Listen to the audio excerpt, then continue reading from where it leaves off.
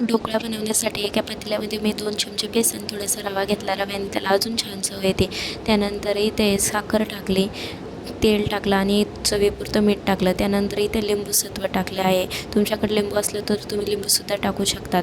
आणि पाणी टाकून हे सर्व मिश्रण एकजीव करून घ्यायचं, जेणेकरून त्यात गाठी होणार नाही. व्यवस्थित असं मिक्स करून घ्यायचं आणि 5 मिनटासाठी रेस्ट करायला ठेवून द्यायचं. इथे मी ढोकळा कुकरमध्ये बनवत असल्यामुळे कुकर घेतलं आणि त्यात थोडं पाणी टाकलं. आणि हे रस्ट केलेलं ठेवलेल्या बॅटरमध्ये आपण थोडंसं खायचा सोडा टाकायचा आणि थोडंसं कोमट पाणी टाकायचं, जेणेकरून ते अजून फुगल्या जाईल.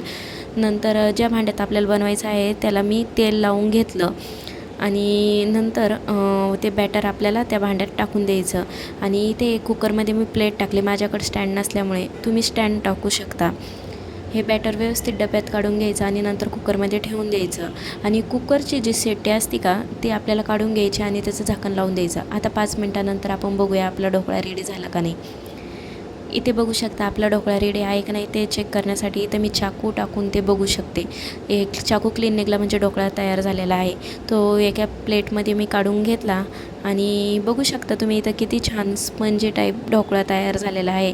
फोडणीसाठी मी कढईमध्ये तेल टाकलं, त्यात थोडे जिरे मोहरी टाकले, कोथिंबीर आणि हिरव्या मिरच्या टाकल्या. इथे मी पाणी बनवणार नाही कारण की मी ढोकळ्यासोबत खायला चटणी बनवणार आहे. ही फोडणी आपण टाकून घेतलेली आहे. ढोकळा इथं रेडी आहे. त्यासाठी चटणी बनवण्यासाठी खलबत्त्यात 2 मिरच्या, मीठ घेतलं आणि ते ठेचून घ्यायचं. त्यानंतर त्यात दही टाकायचं, साखर टाकायची आणि थोडं पाणी टाकून ते मिश्रण हलवून घ्यायचं. आणि त्याला फोडणी देण्यासाठी कढईमध्ये मी तेल टाकलं, त्यात जिरे मोहरी टाकली आणि वरून थोडीशी कोथिंबीर ॲड केली. त्याच्यातसुद्धा कोथिंबीर टाकली आणि नंतर हे सगळं मिश्रण त्यात टाकून द्यायचं. इथे बघू शकता चटणीसुद्धा रेडी आहे. हा असा आपला ढोकळा इथे तयार झालेला आहे. खाऊन बघितला तर खरंच खूप सुंदर लागलं. तुम्हाला हा ढोकळा कसा वाटला नक्की सांगा.